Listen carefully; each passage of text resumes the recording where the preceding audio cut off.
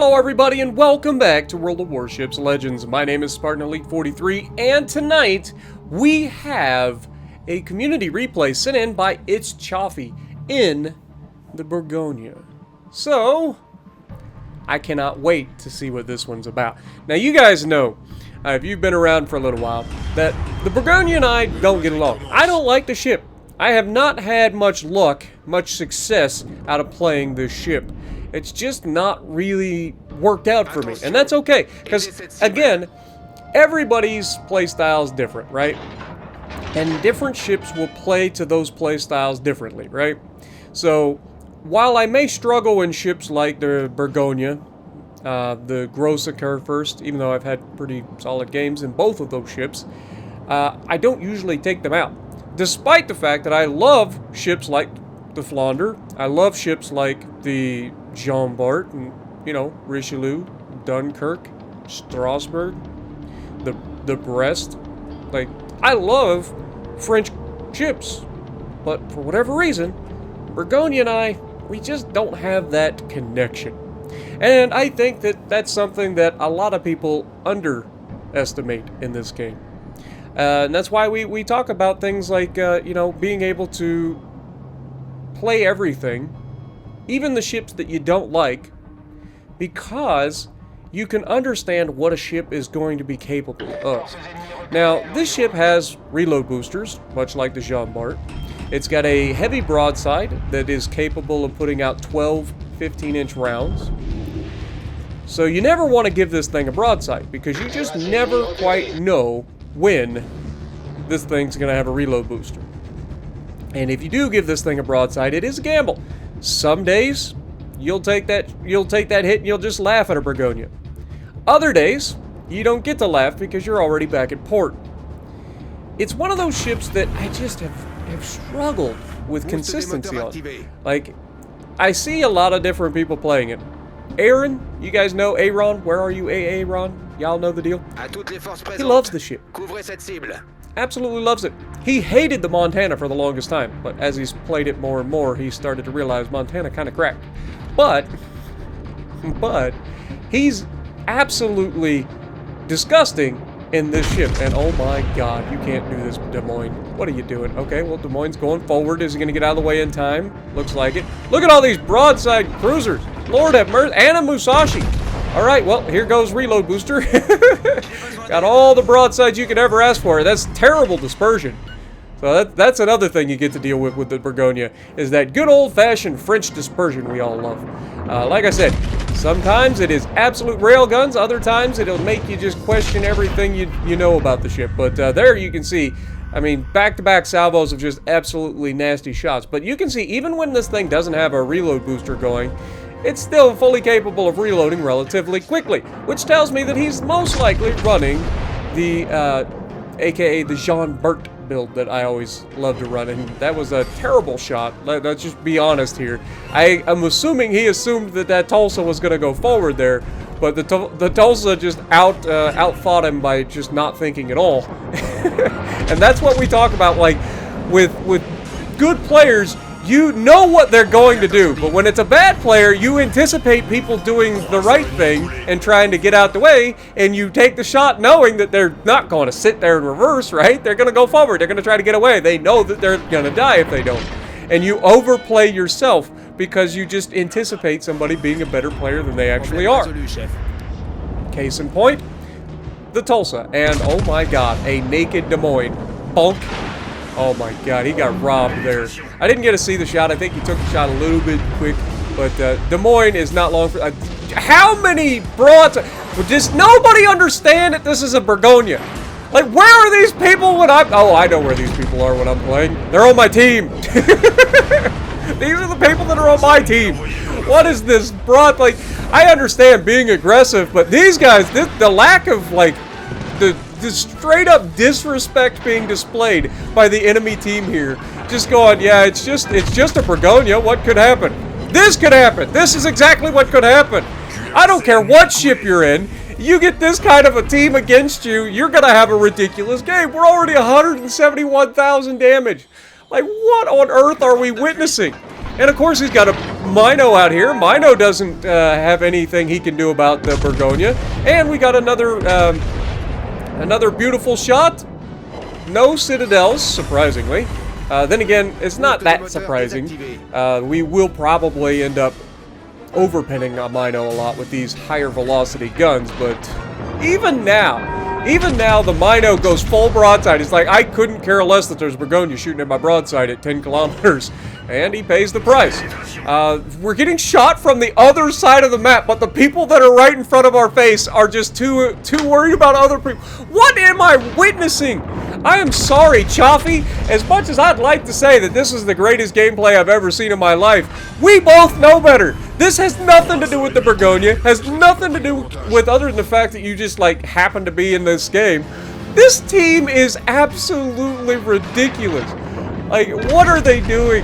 This is hilarious, though. This is textbook. It is just textbook what happens. This is why I play aggressively, because of situations like this, right? This is why you see me all the time. And then Musashi turns away. What does he do? He switches over to HE. Gets a fire. Right? So he's got that going. Oh, Musashi knocks out a turret. He's going to go ahead and repair that turret. Gets another shot of HE out there. Only one turret full. And gets the perma-fire. Because, you know, damage conning a single fire is exactly what you do when your damage con only lasts for about 10 seconds. Players, man. Players are a thing. They do exist, and I don't understand them. But this whole... I'm glad I reviewed this one. There's a double fire. Is he going to switch away, or is he going to anticipate the guy having will to rebuild on and goes for the triple fire? He's obviously keeping HE loaded. Goes for the triple fire. Is he going to get it? Nope, no triple fire today. Still getting good damage, though, and the double fire continues to burn. Oh my god. He's going broadside. Next shot better be AP. You better switch to AP. See, this would have been a situation where you wanted to have the Azure Lane Dunkirk, so you have that really fast reload. But here he goes, switching to AP, and broadside Musashi inside 9 kilometers, about to be inside 8 kilometers. I don't care what ship you're in, this is Citadel territory, and huge hits. And, of course, for a battleship, especially with high-velocity guns, this is no problem. He's gone. Gonna take a hit in return. Big deal. We lose a turret. Again, there's not really a whole lot else to be shot at. We're at 303,000 damage. All because the enemy team thought that the Bourgogne wasn't a threat. Now, I'm telling you, I couldn't, like, even if I got this positioning in the Bourgogne, I feel like the Bourgogne would let me down, right? Like, I feel like that's what would happen here. But, no, he gets away with it, and Lord have mercy. Have you ever seen a faster 300k game in your life? Like, we are just now coming up on 8 minutes of gameplay. So, in under 8 minutes, this man put up 300,000 damage because the entire enemy team is just like, this guy exists, but does he really? Pretty sure he was wearing the Harry Potter invisibility cloak. Like, that's how this guy just walks into their spawn and says hello. He just removed the entirety of the enemy team. 5 kills, Kraken unleashed. 3 death strikes! What more do you want? Like, good God, man. Like, this is why we say Tater's gonna Tate, right? Like, because despite all of the positioning involved in being able to put yourself in that position to begin with, using the engine boost to get across the map, and you gotta recognize that the enemy is gonna be stupid to begin with, and you gotta be there to take advantage of it. So all is well in the end of the day. Mr. It's Chaffee out here just representing Bourgogne like nobody's business. But it wouldn't have mattered what ship you were in, you were gonna have a ridiculous game in this one. The Bourgogne just gets the advantage of having, you know, high volume of guns and decent reload. And being in the right place at the right time to capitalize on all these goofs. Now, here's the crazy part. The enemy destroyer is in our cap. And it's looking like we could potentially lose this game. That's the craziest part. Like, we could actually lose this game to a freaking destroyer who caps. This would be the most ridiculous kill, or the most ridiculous sniped game I have ever seen in my life if this guy gets it. Now, obviously, there's a radar cruiser with 12-kilometer radar moving in the Kronstadt, so I highly doubt that they managed to get away with this, but it is hilarious nonetheless. Can he... I'm rooting for the destroyer at this point. They're getting real close to getting into the base. I think they're going to be able to get it stopped. He does torp the cruiser on the way. Dude, this... I'm rooting for this destroyer. Everything that we've witnessed from the Bourgogne push to this destroyer getting into the cap is hilarious to me. But unfortunately for this destroyer, he didn't manage to kill the cruiser, and now they are contesting the cap with just seconds left. I mean, this guy was probably about 20 seconds away from winning this match. 1v6. Would that not have been the greatest solo warrior you've ever seen in your life? Like, you just watched your entire team get melted by one Bourgogne, and you sniped the win away by capturing the base. But, yeah. Fortunately, the team was able to get back and defend, and this destroyer is not long for this world. As soon as he gets spotted, he's a dead man. And everybody's coming back to the base. Hey, not even a single person went into the enemy cap to start, just in case the destroyer managed to somehow pull a miracle off and kill everybody in the cap, but gets reset in the process. But, you know, it is one of those things that you definitely got to question. Like, I understand everybody wants to come back here, but look at this.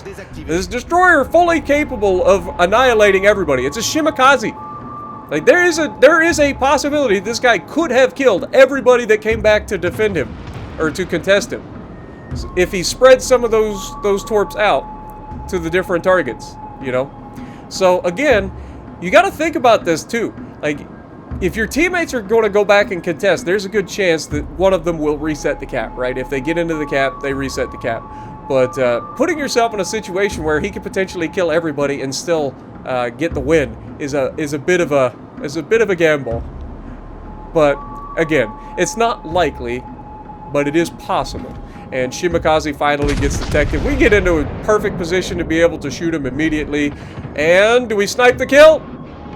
No! Out of all of the... Oh, he got another one! I'm telling you, this freaking Shima is the greatest player I've ever seen in my life. This guy is absolute legendary status at this point. Is he going to get away? We got HE on the way, and... bonk. Down he goes. And the reign of terror of that little Shima that could comes to a screeching halt. But you got to give it props to that Shima and the Bourgogne, Chaffee, and this one. Two OG, just absolute legends. I'm calling it. That was a tale of two battles in 4K base XP, top of the leaderboard. Let's freaking go. Let me know what you guys think. I apologize for the video quality. When I get these replays sent in to me, they're not usually the best quality. People don't all have capture cards like I do. So the quality is down there, but I promise I will always cherry pick the craziest replays for you guys when we do these. So despite the video quality, it's still a ridiculous replay. Thank you, Chaffee, for sending it in to me. And if you like what I'm doing, punch the like button, leave a comment below, subscribe to the channel if you haven't already, and as always, I will see you in the next video.